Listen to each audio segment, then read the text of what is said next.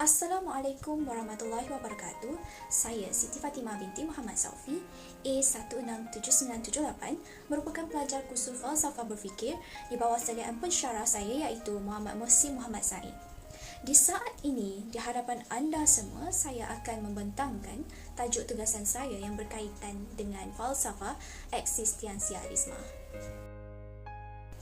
Agenda pertama saya ialah: pertama, saya akan menceritakan pembuka bicara tentang apa itu falsafah eksistensialisme atau pendahuluan. Yang kedua, berkaitan tentang latar belakang falsafah eksistensialisme. Yang ketiga, berkaitan tentang pandangan tokoh-tokoh falsafah eksistensialisme, iaitu dengan mengemukakan 3 orang tokoh sahaja. Yang keempat, berkaitan tentang falsafah eksistensialisme dalam pendidikan, dan terakhir penutup kata secara keseluruhan tajuk ini. Dari sudut etimologi, eksistensialisme adalah merupakan salah satu cabang ilmu yang terkandung dalam ilmu falsafah untuk menyatakan persetujuan buah fikiran dan fahaman daripada pemikiran berfalsafah melalui individu itu sendiri yang bukan hanya berfikir semata-mata, malah dilihat dari segi kelakuan, perasaan dan pengalaman diri sendiri. Setiap ahli falsafah mempunyai pandangan masing-masing, namun perkara ini telah diberi kelonggaran agar dapat mencapai nilai utama dan menjangkau kesahihan yang sebenar-benarnya. Selain itu, falsafah eksistensialisme juga didefinisikan sebagai individualistik yang menghuraikan kefahaman dan kepercayaan seseorang itu adalah bersendirian untuk menggapai maksud kehidupan di samping mereka bebas membuat pilihan yang dikehendakinya. Cabang falsafah ini telah dipelopori dan popular sejak abad ke-19 dan ke-20 lagi yang dikemukakan oleh ahli-ahli falsafah di Eropah. Mereka memfokuskan kepada manusia sebagai subjek utama walaupun terdapat perbezaan teori yang komprehensif. Eksistensialisme lebih cenderung yang dapat kita ditemui sepanjang sejarah falsafah yang berselisihan pendapat dengan teori abstrak dan pola yang mencadangkan bagi mencerminkan refleksi terhadap kerumitan serta kesulitan kehidupan menerusi rumusan yang lebih sederhana. Adapun beberapa ahli falsafah yang lain menitik beratkan eksistensialisme ini. Falsafah ialah membicarakan tentang hakikat secara empirikal berdasarkan eksperimen, hipotesis dan menggali sebuah teori baru berkaitan dengan hubungan antara dua buah fikiran iaitu kiri dan kanan yang manifestasikannya adalah dikatakan fikiran sebelah kiri membahaskan tentang kosmologi, metafizik dan teologi yang tidak rasional. Manakala fikiran sebelah kanan pula membicarakan tentang perkara yang mengandungi masalah seperti dialektik, rasional, romantisme, naturalisme, feminisme, hermeneutik dan beberapa ideologi yang lain.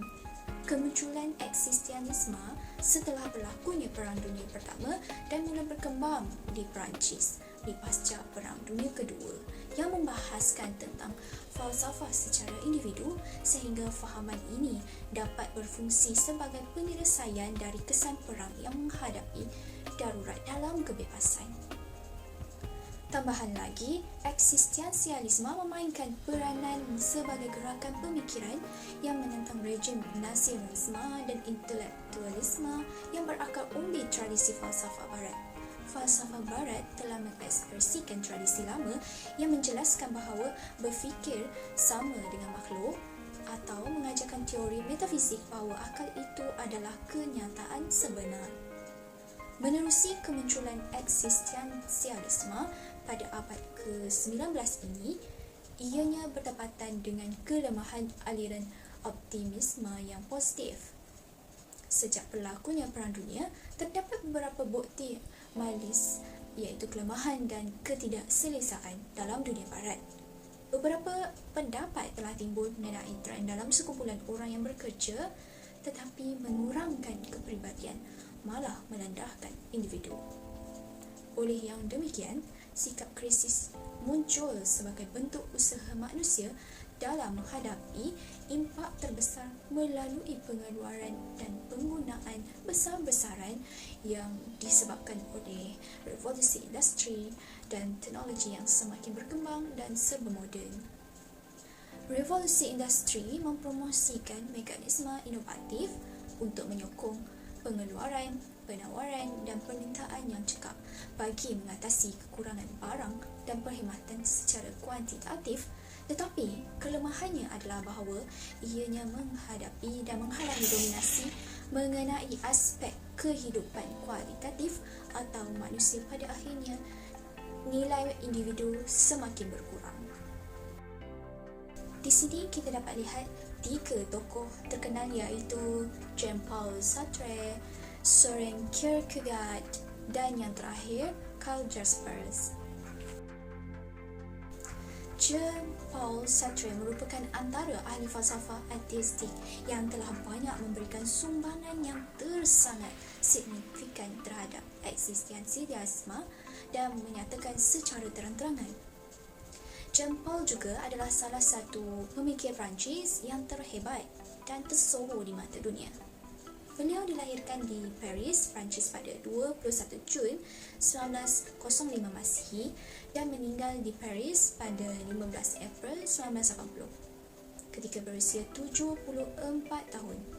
Pandangan ateistik yang dibawa olehnya mengatakan bahawa Tuhan itu tidak wujud atau paling tidak manusia bukan ciptaan Tuhan. Fahaman yang ingin disampaikan adalah konsep manusia merupakan manusia kelak, bukannya manusia ciptaan Tuhan. Melalui pemikiran dan kefahaman Jean-Paul Sartre ini mendapati bahawa kewujudan manusia mendahului dasarnya. Beliau juga memegang mandat sebagai seorang esei polemik dan cerdik, metafizik, subjektiviti, aktiviti politik, ahli teori politik, novelis humanistik, penulis drama didaktik, serta kepintaran beliau terletak pada kekuatan sintesis falsafahnya dan luasnya berimajinasi sehingga memecahkan genre. Dalam penulisan Sartre menekankan beberapa tema dalam analisis eksistensialisme.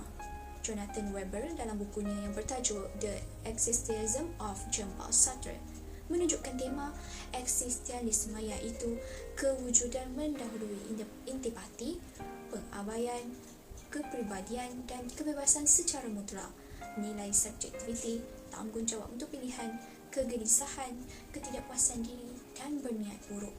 Selain itu, menurut beliau, menjelaskan manusia yang wujud adalah makhluk yang hidup dan wujud secara sedar serta bebas dari diri sendiri. Perkara ini adalah satu kenyataan dan mungkin konsepnya bernilai sekaligus terkenal daripadanya.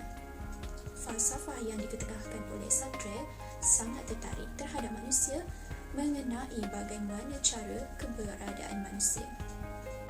Dalam arti kata lain, kewujudannya adalah eksistensi, keterbukaan, kewujudan mendahului intipati, perbezaan dengan perkara lain yang wujud adalah sama dengan intipati.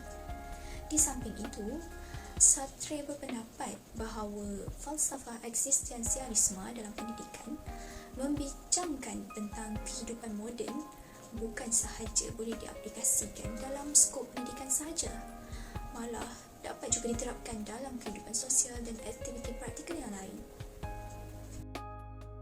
Søren Kierkegaard merupakan anak bongsu dari 7 adik-beradik dalam keluarganya dan beliau telah dilahirkan pada 5 Mei 1813 di Copenhagen. Setelah selesai pendidikan di sekolah lelaki berprestij Borgerdingskolen, Søren Kierkegaard melanjutkan pelajaran ke peringkat seterusnya iaitu peringkat pengajian tinggi di University Copenhagen yang terletak di Denmark. Søren Kierkegaard mendalami dalam bidang falsafah dan teologi. Di samping, beliau menjadikan beberapa tokoh terkenal seperti F.C. Sibbern, Paul Martin Moller dan H.L. Martinson sebagai role model terhadap kepakaran yang diamati olehnya. Søren Kierkegaard juga merupakan seorang penulis yang mendalami dan produktif dalam zaman kegemilangan Denmark melalui kegiatan intelektual dan kesenian. Karyanya melintasi batasan falsafah, teologi, psikologi, kritikan sastra, dan fiksyen yang sangat berbakti. Beliau telah membawa campuran wacana yang kuat sebagai kritikan sosial dan bertujuan untuk memperbaharui iman Kristian dalam susunan Kristian. Pada masa yang sama, Søren Kierkegaard memberikan banyak sumbangan konseptual yang asli untuk setiap disiplin yang beliau lakukan. Tambahan pula, beliau memegang gelaran sebagai Bapa Eksistensialisme kerana kritikannya terhadap Hegel dan romantisme Jerman. Beliau juga antara ahli falsafah yang mengatakan bahawa manusia akan kehilangan kepribadian diri sendiri dan ia ditafsir secara mendalam dengan mengalaskan kepada 3 bahagian eksistensialisme, iaitu eksistensialisme estetika, etika dan agama. Menurut pandangan epistemologi, eksistensialisme ini berpangkal dari 2 perkataan, iaitu perkataan eksistensi, wujud atau ada, dan isme, dan yang bermaksud ideologi atau pemikiran. Apabila digabungkan, ditafsir mengikut pandangan terminologi, eksistensialisme berfungsi sebagai mewujudkan kewujudan seseorang, merealisasikan dan memahami keputusan yang dicapai. Sebagai pencetus kepada eksistensialisme, Søren Kierkegaard mempunyai gaya eksistensialisme yang tersendiri melalui gaya dari segi agama dan teistik. Carl Theodor Jasper telah dilahirkan pada 23 Februari 1883 di bandar Algenburg yang bertempat di Jerman Utara yang berhampiran dengan Laut Utara, di mana nenek moyangnya tinggal di kawasan tersebut selama beberapa generasi. Kenamaan keluarga Jasper sangat dipengaruhi oleh budaya politik liberalisme Jerman Utara dan dia sering menyebut iklim pemikiran demokratik liberal awal sebagai aspek formatif dalam pendidikannya. Lebih-lebih lagi, walaupun dia mengaku tidak terpengaruh oleh kepercayaan gerejawi, secara khusus pemikirannya juga dibentuk oleh semangat Protestanisme Jerman Utara dan pandangan falsafahnya dalam banyak hal dapat diletakkan dalam tradisi agama Kant dan Kierkegaard yang dianutinya.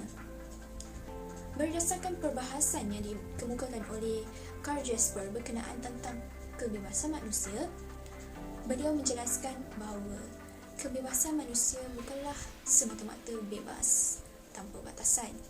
Malah, kebebasan yang terjadi berpandukan perbuatan dan tingkah laku seseorang. Adapun dilihat kebebasan ini seakan sama dengan kebebasan tanpa batasan, akan tetapi sebenarnya mereka perlu melalui keterbatasan dan keterbatasan tersebut pastinya manusia akan menghadapi satu pilihan dalam kehidupan mereka. Sebagai seorang manusia, kita harus akur akan sebuah pilihan yang akan dihasilkan sebuah perjalanan kehidupan berdasarkan pilihan yang dibuat. Oleh yang demikian, kewujudan kebebasan secara mutlak tidak pernah wujud kerana setiap kebebasan membuktikan keterbatasan. Di samping itu, fahaman falsafah Carl Jasper ini menggunakan konsep berdasarkan beberapa aliran doktrin Islam seperti Qadariyah dan Asy'ariyah. Menurutnya lagi, Qadariyah mempraktikkan konsep yang memandang manusia kepada merangkul kebebasan dan kemerdekaan dalam mencorak kehidupannya dan manusia diberi kekuatan untuk diri bagi mewujudkan melalui perbuatan. Manakala Asy'ariyah pula tidak menegaskan kedudukan Tuhan dalam perbuatan seseorang. Perkara ini termaktub dalam pemikiran yang dibincangkan oleh Carl Jasper, mendeskripsikan bahawa kebebasan yang bergelar insan bukanlah secara mutlak tanpa menyatukan nilai-nilai manusia yang memiliki ikatan secara mendata dan menegak. Sifat terbuka yang ditunjukkan oleh golongan ini secara tidak langsung membenarkan campur tangan Tuhan yang berkedudukan tinggi dalam segala sesuatu, termasuk eksistensi manusia. Perkara ini dapat dilihat bahawa sudah jelas bahawa falsafah eksistensialisme sangat bersemangat untuk memperjuangkan kepribadian manusia itu sendiri, iaitu manusia yang nyata dan konkret serta bukan manusia abstrak atau bahkan orang ramai. Walau bagaimanapun, mungkin yang perlu dikaji adalah cadangan mengenai falsafah eksistensialisme yang cenderung mengabaikan realiti sosial masyarakat kerana manusia adalah merupakan makhluk bersosial. Kritikan eksistensialisme terlalu melampau untuk dipersalahkan oleh sekolah sebagai institusi yang dianggap sebagai kekuatan indoktrinasi dan tidak berperi kemanusiaan bagi individu, sehingga guru dan pelajar menjadi mangsa, sehingga kehidupan moden tidak dapat berharap banyak jika keadaan institusi pendidikan tidak diperbaiki untuk meningkatkan identiti individu, kepribadian dan kesejahteraan hidup. Di samping itu, falsafah eksistensialisme yang diterapkan oleh Alexander A. Neil dalam aplikasinya adalah bertujuan untuk meminimumkan peraturan, ikatan, disiplin dan arahan. Hal ini kerana kesemua peraturan formal kanak-kanak menjadi tidak berpendidikan dan tidak akan mendapat keuntungan, sehingga melalui pendidikan yang dikatakan bahawa falsafah eksistensialisme merupakan falsafah yang dikenali sebagai pendidikan alternatif. Rabiatul Adawiyah berpandangan eksistensialisme terhadap pendidikan yang dirumuskan oleh Van Cliff Morris dalam Existentialism and Education menerangkan bahawa eksistensialisme telah memerlukan kewujudan peraturan dalam pelbagai aspek. Oleh itu, situasi eksistensialisme dalam kes ini menolak bentuk pendidikan yang wujud sekarang. Inspirasi pendidikan eksistensialisme yang dikemukakan oleh Morris adalah sebagai Existentialism's Concept of Freedom in Education. Ivan Illich menawarkan salah satu paradigma pendidikan eksistensialisme, iaitu The Schooling Society, dan paradigma ini mendapat reaksi yang sangat baik dalam kalangan ahli pendidikan sehingga masih relevan pada masa kini. Cengkaman eksistensialisme dalam dunia pendidikan memberi makna yang sangat banyak dan aspek menjaga keseimbangan antara elemen terpenting dalam sistem pendidikan ini amatlah dititikberatkan untuk memelihara kemaslahatan bersama. Berdasarkan pandangan eksistensialisme, setiap manusia adalah individu yang tidak akan terlepas dari berkomunikasi secara murni dengan individu yang lain. Oleh yang demikian, matlamat dalam pendidikan dalam pandangan eksistensialisme adalah untuk mengembangkan keupayaan individu dalam membina diri untuk menjadi diri sendiri dengan terbaik, walaupun agak mustahil untuk membentuk hubungan suci dalam komunikasi sesama manusia. Selain itu, ia dapat memberi dorongan kepada setiap manusia supaya mereka mampu meluaskan lagi potensi yang terpendam dalam diri.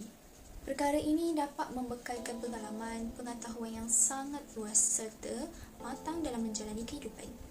Menurut pemikiran ahli falsafah, penguasaan tentang ilmu pengetahuan mengenai kedudukan manusia amat penting dan perlu ditanam dalam diri masing-masing. Secara keseluruhannya, dapat disimpulkan bahawa kebebasan yang dicadangkan oleh falsafah eksistensialisme ini bukan semata-mata semua kebebasan bersifat tindakan.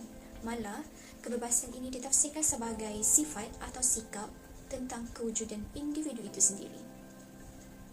Kebebasan dalam membuat pilihan merupakan kebebasan hak diri sendiri dan kehendak yang ingin dilakukan. Perkara ini pastinya mempunyai kebaikan dan keburukan yang tersendiri di samping akan wujudnya risiko serta tanggungjawab di bahu sendiri dan orang sekeliling adalah sebagai sandaran. Teori eksistensialisme jelas memfokuskan pemikiran manusia sebagai entiti yang mempunyai kebebasan untuk memberi kepada sistem pendidikan. Kewujudan falsafah eksistensialisme ini adalah berpunca daripada berlakunya ketegangan pemikiran tentang manusia, sama ada idealisme, materialisme dan keadaan kebebas manusia selepas berlakunya perang yang memberi kesan terhadap kedudukan manusia. Maka wujudlah tokoh-tokoh falsafah yang terkemuka seperti Jean-Paul Sartre, Soren Kierkegaard dan Karl Jasper yang mengutarakan pandangan mereka dalam ilmu falsafah eksistensialisme. Islam juga sangat memartabatkan manusia, bahkan tujuan utama dalam pendidikan Islam sedang berusaha untuk mewujudkan seorang Muslim yang sempurna dan dapat memajukan fungsinya sebagai khalifah bumi. Malah, pandangan para pemimpin Islam tentang eksistensialisme meletakkan kedudukan manusia yang sangat tinggi dan insan yang sempurna menurut seluruh aspek. Jika dikaitkan dengan pendidikan, maka tujuan pendidikan merangkumi dalam cita-cita setiap individu untuk mencapai kebahagiaan di dunia dan di akhirat. Setakat itu sahaja daripada saya. Saya berharap agar anda semua dapat mengambil sedikit sebanyak ilmu daripada pencerahan saya sebentar tadi. Sekian, terima kasih. Assalamualaikum.